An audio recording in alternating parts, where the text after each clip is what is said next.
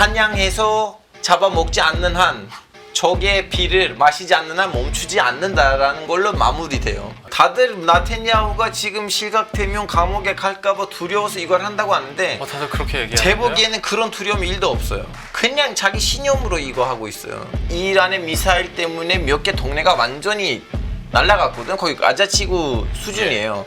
그럼에도 불구하고 이스라엘 측에서 죽은 사람들의 숫자는 그렇게 많지는 않아요. 근데 이란에서는 거의 지금 1000명 넘었어요. 결론적으로 나타냐후 정디가 그리고 나타냐후 정디가 끌고 가는 이 정부는 이란에 있는 모든 핵시설들을 다 파괴하지 않는 한은 나타냐후 정디 멈추지 않을 건데, 이제 여기서 중요한 건 뭐냐면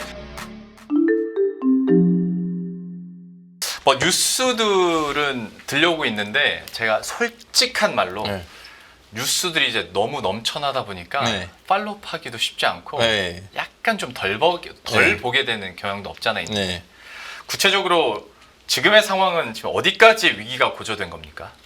지금 현재로서 양측도 서로 때리고 있어요. 단순히 다들 이제 물론 이제 시작은 이스라엘이 좀 약간 오프닝을 잘했지만 왜냐하면 예상치 않는 오프닝을 했고 이란을 좀 약간 망신시켰어요. 왜냐하면 이란 안에다가 드론들을 설치해가지고 일단 그 드론들이 먼저 올라가서 이제 이란의 방공 미사일을 마비시키고 다음에 이제 전투기들로 때렸는데요. 근데 지금으로서는 그냥 단순히 이스라엘에 와서 전투기들로 때리고 이란도 이스라엘을 미사일로 때리고 있는 상황이고요. 매일매일 양측에서도 엄청난 피해 규모가 올라가고 있어요. 물론 이란에서 이스라엘에서 사람은 덜 죽어요. 왜냐면 이스라엘 사람들이 집을 지을 때는 안에는 무조건 쉘터 룸을 만들거든요.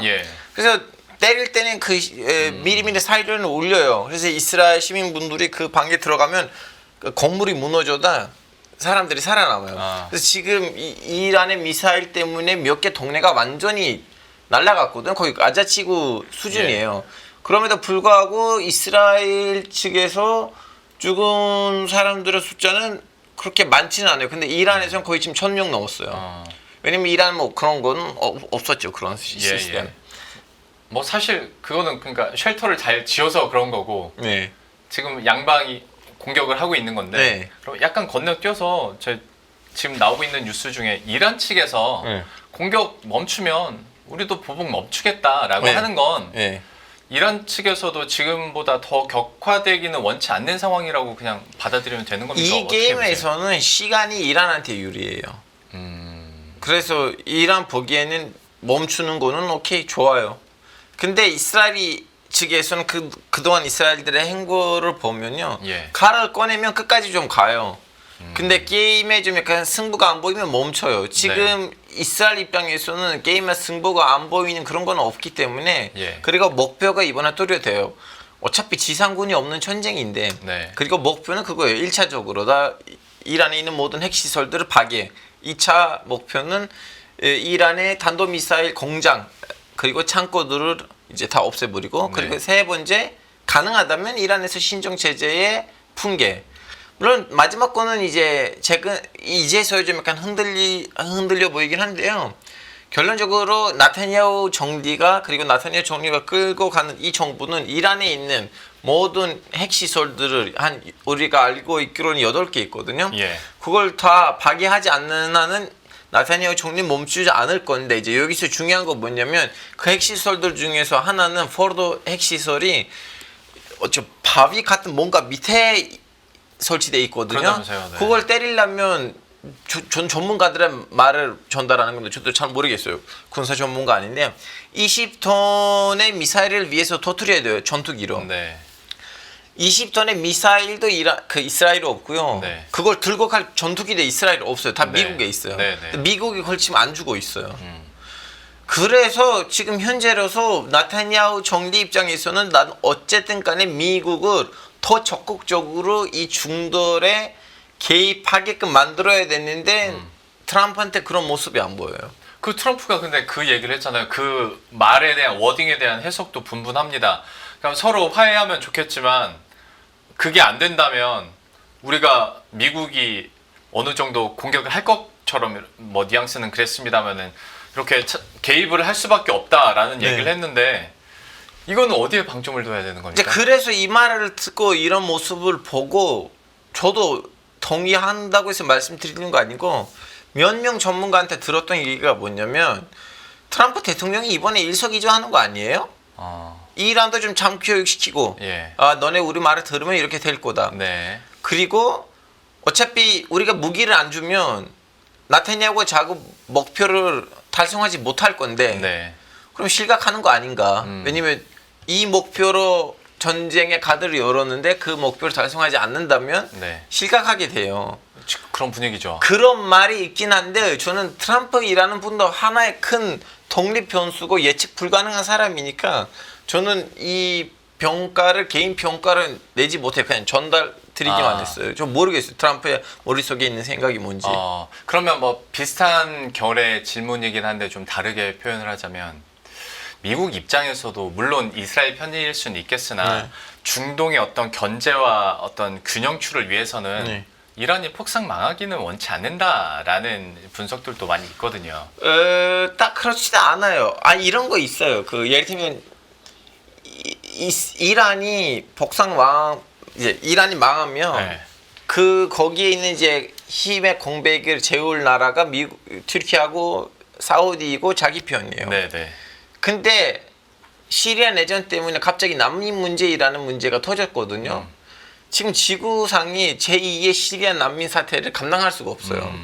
그건 좀 그런 문제가 있는데 근데 이란이 이스라엘을 완전히 망하게 할 수가 없어요. 보시다시피 이 전쟁에는 지상군이 없어요. 예. 지상군이 없으면 둘 다 망할 수가 없어요. 예.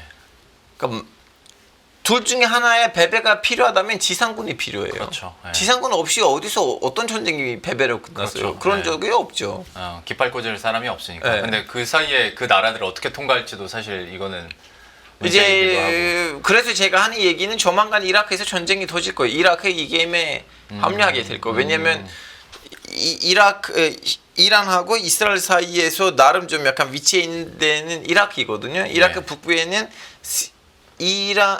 이스라엘이란 나름 관계가 좋은 쿠르드 지역이 있고 예. 근데 남쪽에도 시아파가 있어요. 예. 이대로 가면 전쟁이 이라크로 확전될 거예요. 중간이니까 전쟁터가 될 수밖에 네. 없는 분위기이긴 하네요. 그건 한번 지켜봐야겠습니다. 근데 중도 전문 기자니까 제가 굳이 또 여쭤보는 질문 중에 하나가 사실 러우 전쟁 때도 그랬고 하마스 이스라엘 전쟁 때도 그렇고 제가 다른 분 그때 만났던 전문가들한테 물어보면 이거 2주 이상 안 갈 거라고. 저도 근데- 하마스 전쟁 터질 땐 그 얘기를 했지만 네. 전쟁 지나가 보니까 이미 이스라엘한테 가이드라인이 있었는데 누가 좀 약간 이것을 기다리고 있었다는 거 이제 눈에 보이거든요. 왜냐하면 하마스는 그렇다고 치고 왜냐하면 하마스가 있는 거는 가자 지구고 네. 가자 지구는 어차피 이스라엘 손 바닥에 있었기 때문에 그건 그렇다고 쳐도 헤즈볼라 예. 그리고 시리아 예. 이거 너무 계획적으로 툭툭툭 이렇게 넘어갔거든요. 네네. 그래서 이거는 다 예전에 2006년 때 이스라엘이 2006년인지 2008년인지 지금 년도를 까먹었는데 이스라엘이 한번 레바논에 들어가서 헤즈볼라한테 고가 다치고 다시 졸수한 적이 있었거든요. 예. 그 이후로부터 이거 안 되겠다. 우리는 최대로 이 이란의 라인을 다 제거해야겠다는 그때부터 있었던 가이드라인 아니냐라는 말들이 지금 나오고 있어요. 예. 그러다 보니까 이미 이란을 쳐야겠다는 얘기는 하마스 전쟁이 터질 때부터 2년 전에 이미 이스라엘에 나왔었어요. 우리는 아무리 하마스랑 헤즈볼라랑 전쟁해봤자 이란이 거기서 전제한 소용이 없다. 예. 이 두 개 조직이 없어져도 그러면 다른 조직들이 생길 것이다. 그래서 우리는 이란을 쳐야겠다는 말이 2년 전부터 언론에 거의 주기적으로 나왔어요. 예. 그래서 어제 나왔던 얘기 아니에요. 그러면 이스라엘과 이란의 이번 충돌 같은 경우에도 뭐 예를 해주신 것처럼 지상전이 투입되지도 않고 각국의 군사적인 형편을 봤을 때 이거 2주면 끝날 일입니다라고 하는 전망들도 있는데 그러면 이건 조금 더 시계를 넓게 봐야 되는 사안입니까? 일단은 뭐 이대로 미국이 개입하지 않고 그냥 둘을 이렇게 냅두면 네. 둘 다 자기 갖고 있었던 미사일들이 고갈될 때까지는 다 쏴서. 싸울 거예요. 이제 여기서 네. 문제가 뭐냐면 미국이 언제까지 이스라엘에 미사일들을 갖다 채울 것인가. 왜냐면 네. 자체 미사일 아니거든요. 미국이랑 같이 개발하는 미사일들이고 미국이 돈을 내주는 상황인데 네. 이란한테도 또 어떤 전문가 전직 군인한테 들었던 얘기는 이란한테 초음파 미사일 진짜 좀 약간 제대로 정밀 타격을 할 수 있는 미사일이 뭐 2,000개 있다는 걸로 지금 추정되고 있는데요. 네. 지금 그 2,000개 중에서는 그동안 한 300개 많으면 500개가 쓰였다는 걸로 나와 있어요. 왜냐면 아시다시피 이란하고 이스라엘이 작년에 두 차례를 이렇게 서로 보복을 네. 했었잖아요. 네. 하루로. 근데 이란이 지금 매달 그 저음파 미사일을 만들 수 있는 속도는 한 달에 50개예요. 한 달에 50개. 그래서 지금 이란도 갖고 있었던 미사일들을 몇 개 안 남았네요 이제. 잘 써야 되고. 네. 근데 이걸 아셔야 돼요. 어차피 이란이 그런 저음파 미사일을 살 때는 이걸 사기 전에 일단은 싸구려들을 좀 보내고 이스라엘의 방공 미사일을 좀 약간 뭐라고 해야 되나 정신없게 만들고 네, 네. 이제 거기서 한 10개나 20개 정도 때리거든요. 네. 그래서 이제부터는 뭐 그냥 원자재 사업으로 봐야 돼요. 그래서 지금 중국도 이란에다가 이제 화물 비행기가 갔다 왔다 한 거고, 그래서 이스라엘도 지금 이란의 공항들을 때리고 있고, 이번에 투르크메니스탄 국경에 있었던 공항을 때렸거든요. 근데 공항들을 때려봤자 어차피 국경으로 이란, 파키스탄, 중국이 이렇게 연결돼 있으니까요. 그 보급의 망이 끊기는 거는 좀 약간 어려울 것 같고요. 어쨌거나 물량 전쟁으로 네. 그 양상으로 갈 수 있다. 그래서 이란도 어젯밤에 이스라엘의 제일 큰 항구 하이파 항구를 때렸어요. 왜냐면 이스라엘에다가 육로로 보급이 갈 수가 없어요. 네. 그 정도로 이집트하고 요르단이 봐주지도 않을 거예요. 그렇죠. 영공 정도만인데 그래서 유일하게 이제 배만 있거든요. 예. 이 항구들을 때리면 이스라엘도 난감하죠. 지금의 전개 양상들에 대해서는 설명을 해주셨는데 얘기 듣다 보니 저 지난번에 하마스와 이스라엘 사태 때도 제가 질문을 드렸던 게 아이언돔이 뚫렸대. 그게 되게 많이 대서특필 됐었거든요. 근데 그때 당시에는 재래식 무기를 수천 개를 막 날리면서 뚫린 경향이었다면 이번에는 그 이란 측의 신형 탄도미사일이 그걸 뚫은 건 또 의미가 좀 다를 수도 있을까에 대해서는 좀 어떻게 분석해 볼 수 있을까요? 아이언돔이 이미 그런 뭐라고 해야 되나 강력한 미사일들을 막으려고 생긴 거 아니고 뭐 헤즈볼라하고 하마스가 보냈던 그 사고류 미사일들을 막으려고 생긴 거였거든요. 아이언돔 말고도 2개 더 있어요. 나비 또 이쪽고 저쪽고 미사일 하나 더 있고 그리고 에로 이렇게 3개 있거든요. 근데 이제 이것도 어떤 거냐면 이제 탐지기가 그걸 탐색하는 거예요. 이 미사일이 어디로 가요? 간다면 거기에 사람이 있어요? 뭐 있어요? 그래서 일종의 이제 AI인데요. 그 AI를 좀 약간 정신없게 만들려면 수시로 때리면 그럼 그 중에서 이제 순서로 때려. 이거는 이거 떨어질 거 더 중요하니까 이걸 때리자고 해요. 여기서 이제 또 저음파 미사일은 또 빠르니까 그 사이에 뚝 들어가요. 그래서 지금 그 동네 이름을 까먹었는데 텔아비브에 차로 한 10분 15분 거리에 한국으로 따지면 뭐 성남? 뭐 방교 같은 동네가 지금 거의 다 날라갔어요. 웃을 일이 아닌데. 네, 웃을 일은 아닌데 뭐 그렇게 된 거예요. 예시를 너무 적절하게 보여주셔가지고. 그러면 제가 이걸 여쭤본 이유 중에 하나가 이렇게 되면 그러니까 전 잘 모르니까 이란 쪽에 이런 미사일 기술이나 군사력에 대한 기술력이 발전을 했다면 중동 내에서도 또 군비 경쟁이 가속화되지 않을까라는 좀 그런 생각들이 들어서 한번 여쭤본 건데 이게 실제로 그런 영향으로도 갈 수 있는 겁니까? 근데 지금 여기 보시면 미사일이 어떻게 보면 공격하는 것도 방어예요, 사실은. 이란이 이걸로 가서 어디를 뭘 할 수가 없어요. 오직 자기한테 공격하는 나라를 말리게끔 할 수가 있지 그 나라를 그걸로 정복할 수가 없어요. 결론적으로 좋은 전투기가 있어야 되는데 이란한테 전투기가 없어요.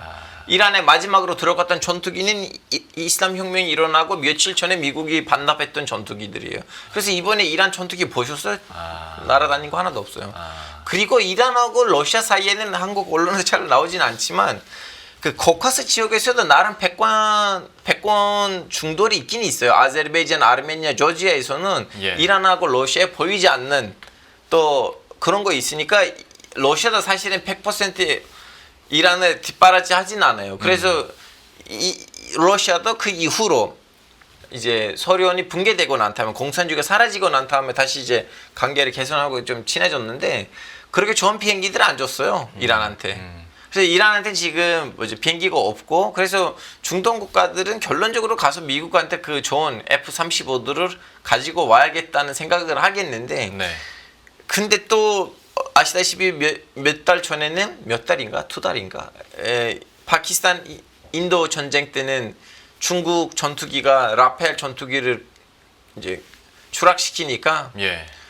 그래서 중국의 전투기는 중동에서 확산이 될 수 있어요. 왜냐하면 이스라엘이 아무리 친미국가이더라도 미국의 F-35들이 발리는 것을 싫어해요. 예를 들면 사우디도 F-35로 사고 싶거든요. 네. 근데 사우디는 친미국가잖아요. 근데 이스라엘 그걸 원하진 않아요.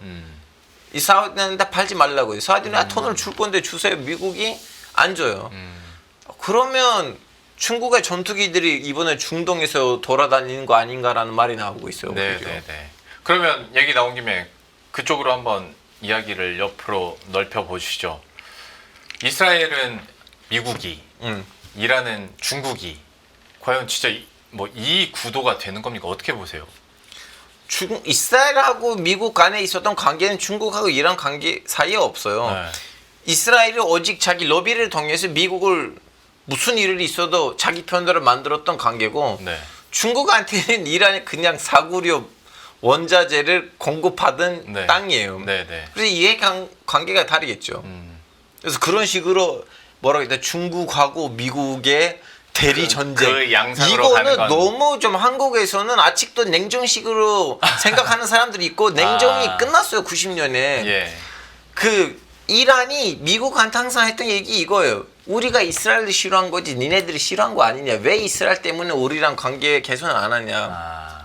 예를 들면 미국에서는 이스라엘 로비의 힘이 약해지면 이란이 너무 쉽게 가서 미국 이란 친해질 수가 있어요. 오바마 때 하려고 했어요. 근데 이제 트럼프로 넘어가니까 파탄이 났죠. 알겠습니다. 이러니까 기사만 보면 이런 오해가 생긴다니까요. 그래서 그럴 저는 수도 있어요. 예. 그 기사만 보고 난 걸 이렇게 질문을 드리고 거기에 대한 진실을 얘기해 주시는 거고 네타냐후 얘기도 해보겠습니다. 앞에서 잠깐 얘기를 해주셨는데 지금 네타냐후는 실패하면 실각. 그냥 정치적으로 너무 큰 위기에서 어떻게든 미국을 끌어들이고 격화하고 싶을 텐데 그 가능성에 대해서는 어느 정도로 보십니까? 2년 동안 성공했으니까 앞으로도 2년 동안 성공하지 않을까라는 통계학적인 예측이 있긴 한데 근데 예. 중동이 그렇게 통계학으로 예측이 되는 동네가 아니에요. 이제 이슬람 혁명이 일어나고 난 다음에 호메이니가 이제 이란 군부에 있었던 장군들을 세속주의자들 다 숙정했거든요. 네, 네. 근데 숙정하다 보니까 거의 좀 약간 종교심이 있는 장군이 몇 명밖에 없었어요. 왜냐면 국왕 시기 때는 혹시나 쿠데타 일어날까봐 국왕도 이란 군부 안에서 좀 종교심 있는 사람들이 일부러 승진을 안 시켰거든요. 네, 네. 거의급 다 세속주의였어요. 그래서 다 숙정하니까 이란 혁명 이후로부터 이란의 힘이 빠졌거든요. 이제 그걸 이제 틈을 타서 사담이 들어갔어 이란에. 예. 그래서 그때는 제 아버지가 군부에 있었어요. 아버지의 말로는 우리는 그걸 보니까 이란의 남부가 이라크한테 넘어갔다. 국경이 달라지겠네라는 다들 그렇게 생각하고 있었는데 웬일 이란이 이라크를 이겼어요. 그러니까 물론 이겼다는 보다는 좀 약간 보호를 잘해서 다시 이라크 군이 철수를 했거든요. 중동에서는 몰라요. 근데 지금으로 봤을 때는 통계학으로 봤을 때 나테냐후는 2023년 10월 7일 하마스의 공격 옥토버 7 이후로부터의 그 기간을 정치적으로 잘 끌고 왔어요. 물론 잘 끌고 왔다는 거는 좋은 일들 했다는 얘기가 아닌데 네, 네. 정치적으로 냉정하게 평가를 하면 이때까지의 성과라는 거는 좋은 일들이 일하는 거 아니에요. 왜냐면 한국에서는 좀 사람들이 너무 민감해가지고 반응을 하는데 그냥 아무런 감정 없이 봤을 때는 주도권으로 잘온 거예요. 앞으로도 이렇게 할 건지 안 할 건지는 우리가 봐야 돼요. 뭐 2차 대전 때도 사실은 독일이 잘 되고 있었거든요. 소련에 대해 그래서 크게 그 집착하지 않았다면, 적당히 멈췄다면 아마 지금 유럽의 가반수가 독일이었을 거예요. 모르죠. 새로운 시각들을 많이 좀 저 개인적으로는 열어주고 계신 것 같습니다. 감사합니다. 그러면 그것도 이스라엘 안에서의 분위기는 어떨까에 대한 궁금증도 네타냐후와 연관지어서 한번 여쭤보고 이제 싶은 게 며칠 전에 이제 국회에서는 선거가 그 투표가 있었어요. 예. 나타냐를 실각시키자. 예. 근데 하레디 정당이 막판에 제가 그때 들었던 얘기, 내부적으로 어떤 일들이 있는지 모르겠지만 친구들한테 들었던 얘기는 야당이 하레디 정당을 어느 정도 꼬셨다는 걸로 나와 있어요. 왜냐하면 전쟁을 하니까 예비군이 필요하는데 군이 지금 부족해요. 네. 그래서 그동안 하레디 애들을 잘 건들리진 않았거든요. 왜냐면 하레디 분들은 군대 가면 안 돼요. 그래서 그 하레디 분들을 어느 정도 설득하는 것 같았는데 가서 또 막판에 이제 투표를 하니까 그 4명인가 6명 국회의원이 다시 나타냐후 쪽으로 투표를 하니까 61표. 원래 120석이거든요. 네. 다시 고고 하기로 됐어요. 살았죠. 네. 그래서 이스라엘 내부에서도 갑자기 몇 명 국회의원이 그 나타냐후한테 투표했던 국회의원이 이대로 가면 좀 위험한데 하고 다시 모이자, 우리 다시 투표하자고 해서 1표만 이쪽으로 넘어가면 2표죠. 투표만 이쪽으로 넘어가면 나타냐후 실각해요. 나타냐후 실각되면 전쟁이 멈출 거예요. 근데 그냥 상식적으로 봤을 때 전쟁 중에는 통수권자를 바꾸거나 막 건들진 않는데 이스라엘은 뭐 그런 분위기는 아닌가 보네요. 그럴 수도 있어요. 그럴 수도 있어요. 전쟁 중에는 어느 정도 그래도 싫더라도 유지는 시켜주자. 아니 왜냐면 예전에 이스라엘에서 수장 자리에 앉았던 분들, 전직 군인, 그분들을 보기에는 우리는 이미 많은 성과를 했는데 그럼 이 성과를 가지고 멈추고 이 성과를 좀 약간 소화시켜야 되는데 나타냐후는 멈추진 않는다. 그 기사 보니까 이번에 작전명에 대해서도 의미부여를 많이 하더라고요. 그 성경에 나오는 대목이기도 하고 라이징 라이언에 대해서 이게 어떤 민족주의에 대한 각성도 불러일으키고 반이란에 대한 정서도 불러일으킨다는데 이거는 뭐 어디까지 제가 전쟁이 13일 아침에 시작했잖아요. 밤인가? 12일 날 나타냐후 총리는 동곡의 벽에 가서 거기서 기도를 했어요. 동곡의 벽에 가보신지 모르겠지만 거기 이제 벽이 있거든요. 벽에다가 이제 종이를 쓰고 접고 넣어요. 그 종이 안에다가 예배 기도하고 싶은 거를 써요, 사람들이. 나타냐후 거기에다가 썼던 거 뭐냐면 구약. 아시다시피 유태인들은 신약 안 믿어요. 구약만 믿어요. 구약에서 민수기인가?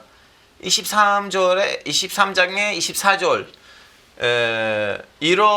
일어나는 사자들, 여자 사자들은 까지 쓰여 있었어요. 근데 그 성경을 잘 보시면 그 다음에 이런 말이 있어요. 사냥해서 잡아먹지 않는 한 적의 피를 마시지 않는 한 멈추지 않는다라는 걸로 마무리돼요. 아이고. 그래서 나타냐후는 머릿속에 있는 목표들이 끝나지 않는 한 이 작전이 끝나지는 않을 거예요. 그래서 저는 일부 이제 전문가들의 말을 들었는데 지금 경제가 흔들리고 있고 그래서 미국이 원하지 않을 거예요. 모르겠어요. 나타냐후 총리는 그 자리에 있는 한 자기 군사적인 목표들이 달성되지 않는 한 이 작전이 끝나진 않을 거예요. 갈 때까지 가겠다는 의지는 확인할 수 있는 거네요.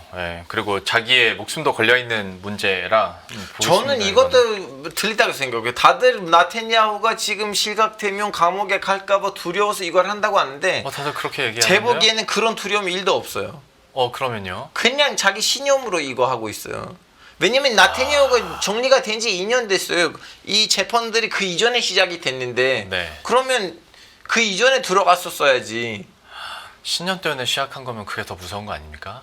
그건 이제 모르겠어요. 왜냐면 자기 형이 그 특수 군인이었을 때 팔레스타인 사람들한테 이제 작전 중에 죽었거든요. 거길로부터 좀 뭔가 있어요.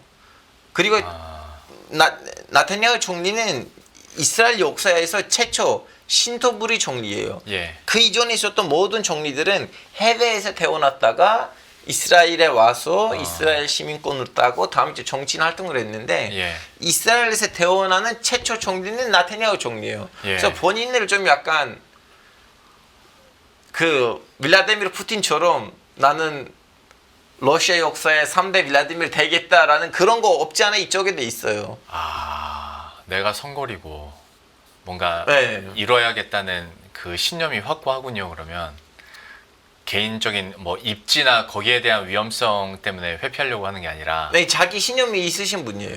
아유, 사실 그 역사적으로 보면 그게 더 무섭던데 뭐 어떻게 될지는 예 계속 지켜보도록 하겠고 이거는 뭐 미국이 어떻게 해서 개입을 할지는 모르는 거니까 뭐 네. 이 질문은 굳이 또 드리진 않을 텐데 그 뉴스 나왔던 것 중에 이스라엘이 1, 2차 공격에서 타겟 중에 핵연료 저장 시설은 피했다. 네. 그거를 이제 해석했던 기사들을 보면 이제 뭐 핵 방사능 오염 때문에 이제 국제적인 눈치도 좀 봐야 되고 뭐 이런저런 분석들도 많다는데 특별히 핵 연료 저장 시설은 공격지에서 뺀 이유를 어떻게 의미 부여를 할 수 있는 겁니까? 저는 거기에 대해서 확실하진 않아요. 저 모르겠어요. 어, 그렇게 하지 못했는데 그렇게 보장이 될 수도 있어요. 예.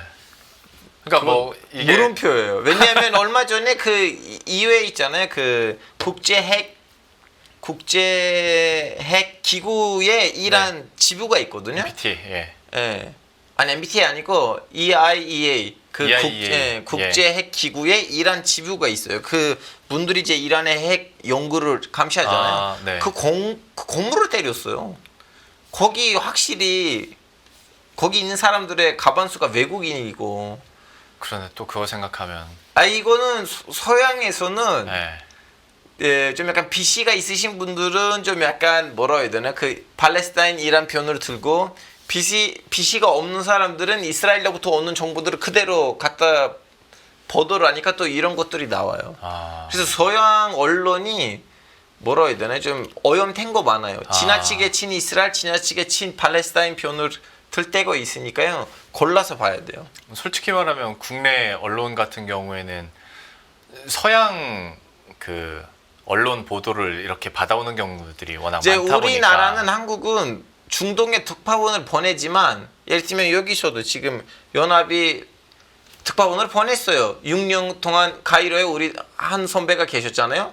들어오시고 난 다음에 경주부에 가셨어요. 경제부. 경제부에 그렇게 아랍어를 좀 배우고 중동 지역을 배웠는데 그럼 계속 국제부에 계셔야지 네. 우린 중동 소식을 조금 제대로 분석하고 알 수가 있는데 네. 그런 인력이 경제부에 가요. 그러면 우리는 어쩔 수 없이 서양으로부터 뉴스들을 번역할 수밖에 없는 구도가 되는 거죠. 아유 국장님이 왜 그러셨을까요?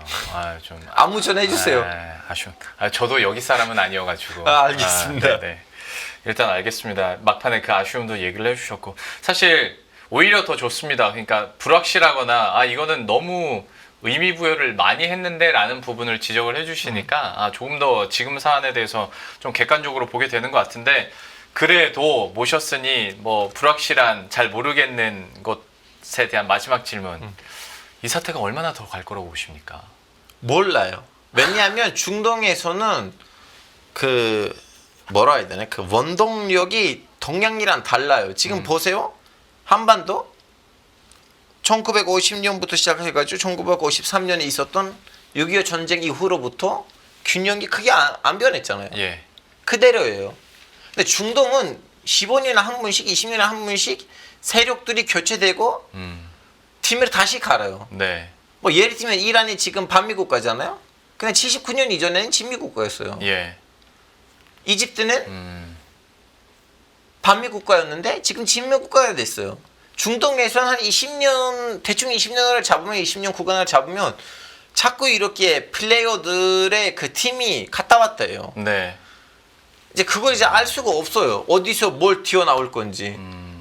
지금 IS 출신 시리아의 가도 정부수장 알샤라는 IS 출신인데 지금 이스라엘 보고 우리가 니네들의 위협을 할 나라가 아닌데 우리 건들지 말라고요. 이거 믿겨져요? 불과 몇 년 전에는 IS랑 같이 싸웠던 사람인데 변동성이 너무 심한 동네예요. 알겠습니다. 그러면 자 하나만 더 여쭤볼게요. 예. 한국에서 활동하시는 중동 전문 기자시니까 여쭤보는 건데 우리 경제는 그러면 어떤 영향을 미치게 될까? 왜냐면 미칠 이게 영향 받을 거 많아요. 호르무즈 해협 봉쇄 얘기도 막 나오고. 호르무즈 해협은 오직 이란 물자뿐만 아니에요. 예. 호르무즈 해협 안에 보시면 쿠웨이트, 바흐레인, 카타르, 아랍에미레이트도 있어요. 그쵸, 네. 우린 이 나라들이랑 연결돼 있거든요. 네. 그리고 사우디 땀맘 지역에서 석유가 나오잖아요. 네. 그것도 아마 제 보기에는 과반수 정도는 바로 거기서 출발이 돼요. 그 이 사우디 영토를 걸쳐서 이집트 이쪽에서 나오진 않은 걸로 알고 있어요. 네. 그래서 그쪽 지역에서 우리한테 오는 물자가 많고요. 우리도 그쪽 지역에다가 보내는 물자가 많아요. 거기 지금 이란이 예전에 주고받고 싸웠다가 뭐야 지금 이제 목숨 싸움이요. 그러면 모든 미친 짓을 했겠죠. 호르무즈 해협도 봉쇄를 하고 이거는 이 중돌이 얼마나 격화될 거냐에 따라 달라요. 실제 해협 봉쇄에 대해서 가능성이 있냐고 여쭤보면 모르겠다고 하시겠죠? 가능성이 충분히 있어요. 그건 충분히 충분히 있어요. 아. 그리고 어떻게 하냐면 언급이 돼요. 이란이 그 얘기예요. 우리 너무나 힘들면 호르무즈 해협도 이제 막겠다는 말을 했어요. 이란이. 그러면 이건 강대강으로 가겠다는 건데 이건 한번 지켜봐야겠습니다. 네. 이란이 어떤 결정을 내릴지도 한번 지켜봐야 될 것 같고 지금 사안들에 대해서 뭐 여러 번 제가 언급드리지만 저는 단편적으로 뉴스를 통해서 들은 소식에 대해서 한번 필터링을 거치니까 지금 사안에 대해서 조금 더 좀 다각적으로 그리고 객관적으로 보게 된 것 같고 만약에 이 사안이 진짜 더 길어지고 심화된다면 그때 한번 다시 모시고 그때 한국에 있다면 나가십니까? 자주 나가니까. 네. 그러면 나갔다 들어오시면 따끈따끈한 걸로 한번 그때 한번 얘기를 나눠보도록 하겠습니다. 오늘 알파고 신하 씨와는 이 정도로 마무리 짓도록 하겠습니다. 중동 전문 기자 알파고 신하 씨와 함께했습니다. 오늘 말씀 고맙습니다. 감사합니다.